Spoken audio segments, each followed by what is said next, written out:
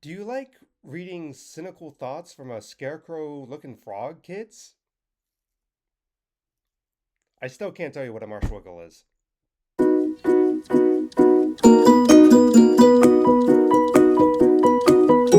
Hello, hello, and welcome to my channel. My name is Brian Whaler. Got to strap him off because army injury thing happened. Can't talk right, left button down on something. Okay, just use as a speaking aid. Moving on. Alrighty, I am continuing on my Chronicles of Narnia, reading through the entire series thing. Um, Seemingly, because it's almost like over 600, almost 700 views, everyone likes A Horse and His Boy. He said, yeah, that's probably the best Narnia book, and I guess everyone agrees because that video is going off crazily for something. I don't even know what's going on. And ironically, my brother, when he was at a tournament thing, he met someone who was part of this like sound theater stuff. They did like an actual. I was looking through their thing. He sent me their link as like they actually did a play on the Horse and His Boy with like puppetry horses and stuff like that. I'm like, oh, well, that's interesting. Everyone's talking about A Horse and His Boy, so everyone likes that one. All right, cool, great. But that's what this one is about. This one's about the next entry in the series. As a key, again, I'm reading through this. The complete collection, the English version, have to make that distinction because of the Voyage of the Dawn Treader um, one has a little bit of differences in it because, for an American thing. But this is the Silver Chair. Now, this one's not one of my favorites. I'd put this one about equal to her Magician's Nephew, or say Silverchair is kind of like, what is this about and everything. But let me tell you what it's about because again, not everyone reads about Narnia, so let me get into it. It starts with Eustace Scrubb and Jill Pole. They're not friends, but they go to the same kind of like boarding school thing and stuff. Seemingly, it's been a couple years. At first, it just refers to Eustace as Scrub and Jill as Jill most of the time because Eustace, she doesn't really like him and anything like that. They keep getting bullied and everything, and then they're going to run, and they're just so tired of being bullied. Eustace is like, you know what? Why don't we call it for Aslan for some reason? And she's like, what are you talking about? I'm going to call for Aslan. He calls for Aslan, and seemingly they do get to Narnia, but Jill almost seemingly kills Eustace by almost pushing him off a cliff, and she's all freaked out about that. But then Aslan appears, lets her know it's all right and everything, and he tells her, a very specific task what she's supposed to do.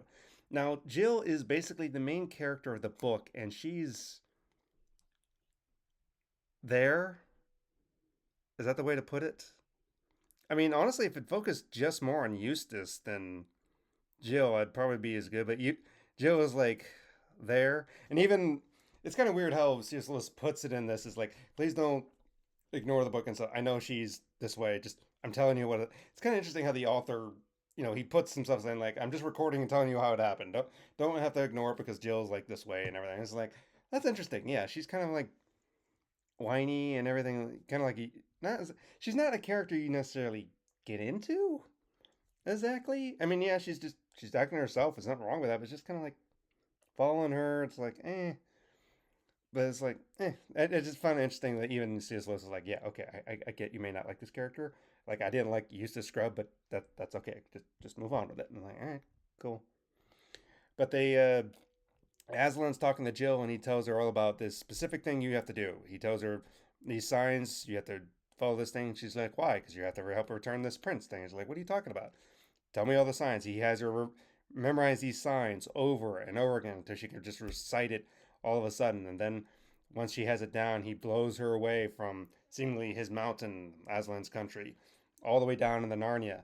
And she arrives basically where Eustace is, and they're happy and everything to see each other. It's like, okay, you're not dead. Yeah, I'm not dead. And they arrive just in time, or actually not in time. They find Caspian leaving on a boat and sailing off to the west to go to Aslan's country, it seems. But things have changed here in Narnia because well, Caspian's an old man. He is an old man, it seems. So many years have passed since they've been in Narnia. Well, since Eustace has been in Narnia, and Eustace, finds out because they go up to, the dwarf who's being like regent on his throne and everything.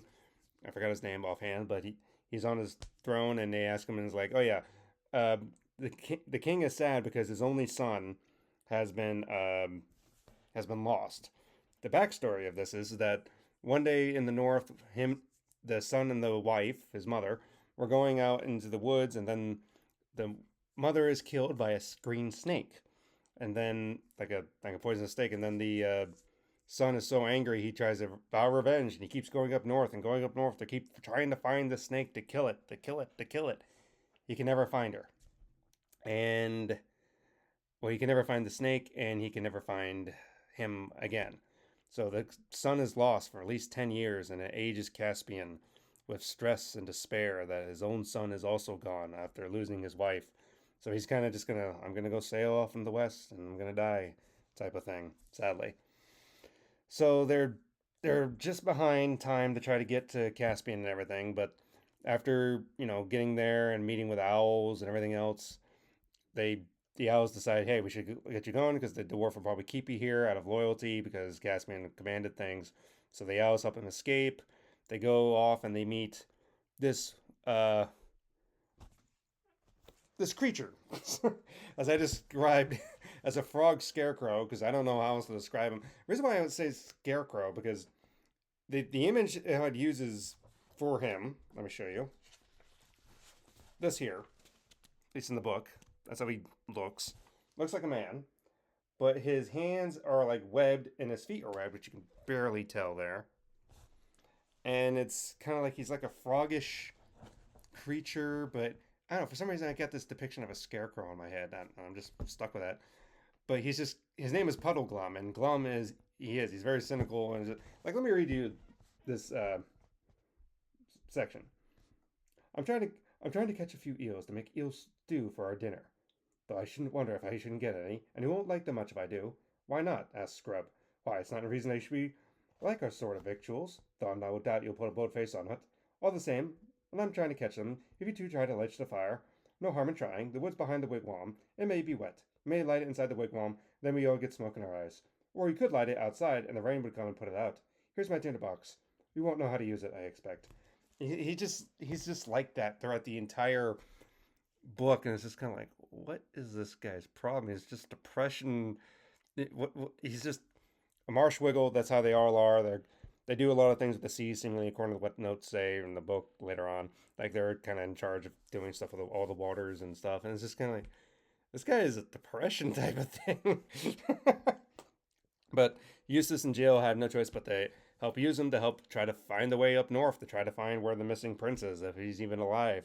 Because hopefully they can get him back and get him home. That way Caspian can come back and everything like that. So they go north and everything. They keep trying to make their way and stuff. They go to like this bridge that's missing stuff, and they meet a lady in green and a knight. The knight is silent, but the lady greets them and everything. She says she's queen of the area and everything like that. And she tells them that this giant's over here to the side that will greatly help them and everything while they're on their journey as they go across the bridge. And they're excited. It takes them a long journey to finally get over there to these giants. And the giants are, I kind of guess the idea of like, by depiction, like being large, like, I was going to say Robinson Crusoe. It's not Robinson Crusoe. What's the name of that book? Gulliver's Travels. There it is. I'm looking on my shelf here because it's my shelf over here and I got all the books there. Gulliver's Travels. That's how big, I guess, these kind of depictions in a way are.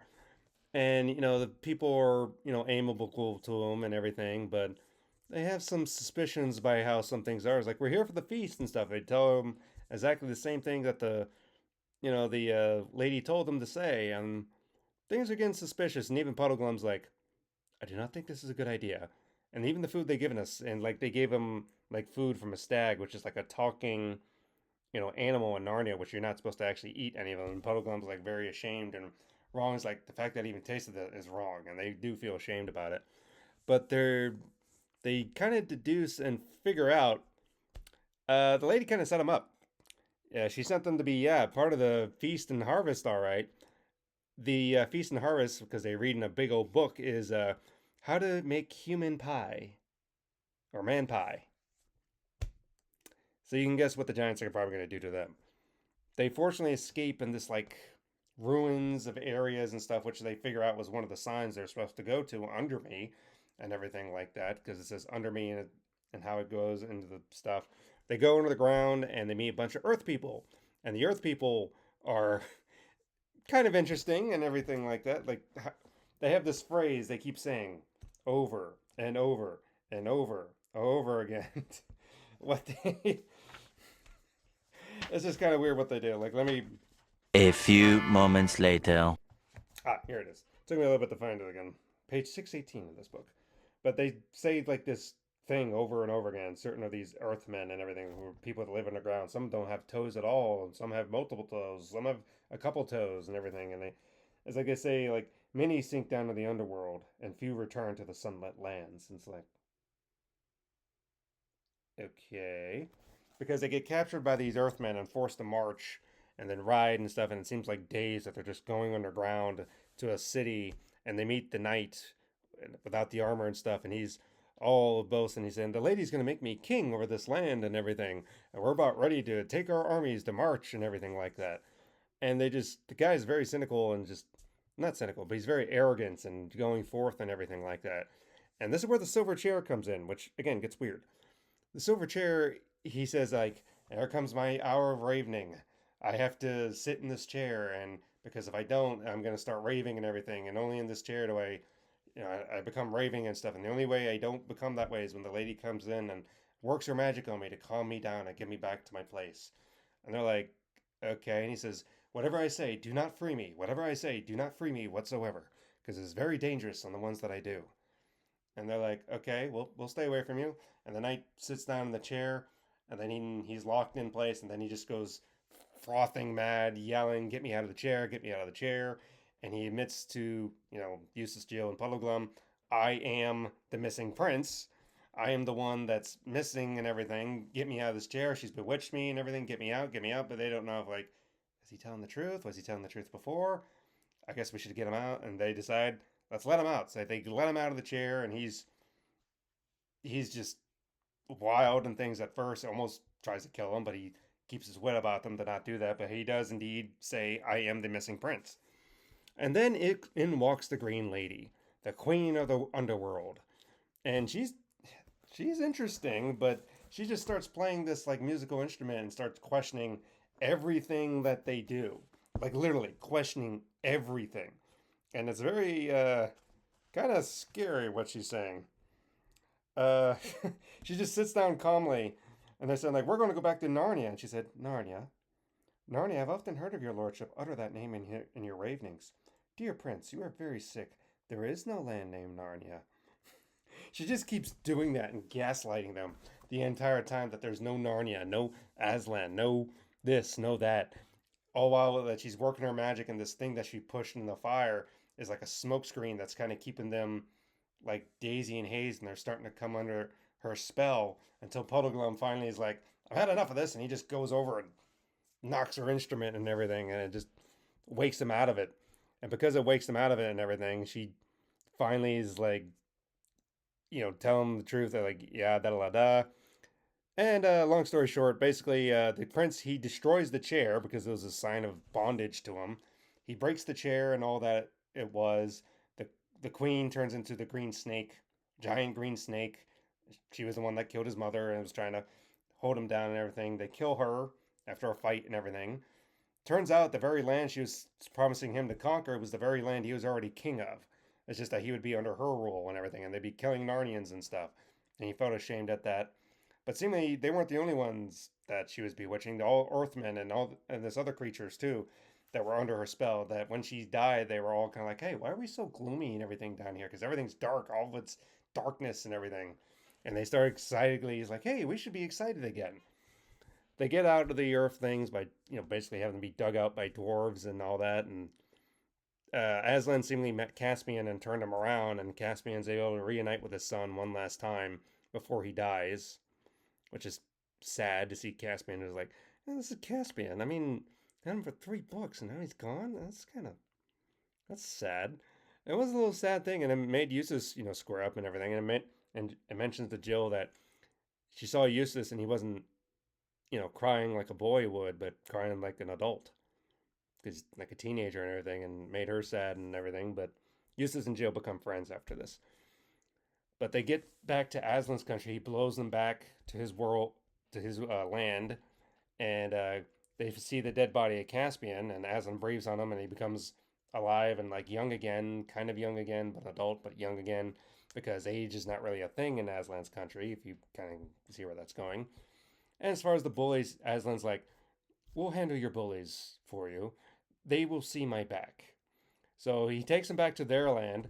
He has the wall collapse down and he's just facing away from them. And then the bullies come up and they just see the back of a giant lion. And Caspian, because he said, I want to see their world for 5 minutes. And he said, you will see their world for 5 minutes. And they go after the kids with the swords, the flat of the swords. That the boys hit the kids, with the flat of their swords so that they're not injuring them. And Jill basically whacks at them with a brimy bush. And it's just kind of, oh, that's a funny ending because then the headmistress, she arrives. And I want to point this out. The headmistress arrives and she first sees Aslan and the wall gone and everything. And she's freaking out, calling there's a wild lion that's loose. The people arrive and everything, try to catch the lion and stuff. There's no lion. And the wall that she said is gone is not there. And they're just like, what's going on? So they go in and investigate stuff in the school to say like, okay, maybe she's gone crazy or anything, and they determine there's a lot of things wrong in the school. They remove her as being head of the school, and things get better in the school. But then she tries to become an investigator, and she sucks at that too. And then it says she goes into Parliament, and she was very happy there. I'm not joking. It's just like, I'm like, wait a minute. What are you saying? let me let me take you to the page. It's like the last page of the story. It's just funny of like how like what? And when they found she wasn't even good at that, they got her into Parliament, where she lived happily ever after. It's just kind of like, okay, they're making some sort of commentary. Like, Mr. Lewis, you're making some commentary here. It's like, oh, she's terrible as a school teacher. She's terrible as an investigator. She's basically useless in all positions. But get her into Parliament. Oh, she's there. She's happy there. What are you saying? It's just funny. It's like, okay, that's cool. But yeah, Eustace and Jill, they became friends and everything, and seemingly it was mentioned they may come back to Narnia, but they were thing. Two things I want to highlight though, as far as significance. One at the end when Aslan says when the older dead Caspian is there, he tells Jill like no, he tells Eustace there's a thorn in the bush over there. Take the thorn and pierce my hand. And Eustace is like, why? And just like, just do it. And Eustace does grab a thorn and he has to pierce Aslan's hand, which does cause him pain, but then he puts the blood on Caspian and that's what revives him. That's kind of interesting. It's like, okay, interesting. That's a biblical kind of metaphor thing. That's intriguing. But the one thing about is the silver chair that I will admit I do not get. I haven't done any research prior to making this video about what the silver chair is supposed to represent or anything like that. But I will say the silver chair, even though it's the title of the book, is just kind of like, what is supposed to be significant the silver chair? Because the silver chair, they tied him to it, and it was when he was the most truthful. He was in his right mind while he was on the silver chair, and he was speaking loudly and everything like that. Because that's when he was free of the witches' uh, incantations and all that. But still, it's just kind of like, what's the significance of the chair? Why is it that the chair is, I mean, it's like a false throne. Like silver's like second place, suppose the gold of a king. Like he would never really be king, he'd be usurped by her the entire time. Which it does mention that the witch is kind of like one of the the White Witch of before. Seemingly, somehow the White Witch was able to reach out to other witches to bring them to Narnia or somehow, even though her land got destroyed. I don't know, her kind, I guess. But it's just, I am confused about the silver chair. So I would like, so I'm going to research about what the silver chair could mean, because I am kind of confused of it all what it all means and everything. It's kind of like a reverse werewolf thing where you're the werewolf and the silver chair is hurting the werewolf because lycanthropy and that type of. I have different thoughts of what the silver chair could be, and I don't get it offhand at the moment. But that's why I study, and studying all I shall do. Now, leave some comments. Tell me what you think about the book. Let me know what the silver chair is, what your thoughts are, and everything. And as far as the last book, it's called The Last Battle. Oh boy, that's going to be interesting. So I have that up and running, and I'll be reading that very soon, and I'll tell you all about it very soon. All right, I'll see you in the next one. Hope you enjoy this review. That's kind of a rant review thing. Let me know what you think about the silver chair and what it is. See you in the next one. Goodbye.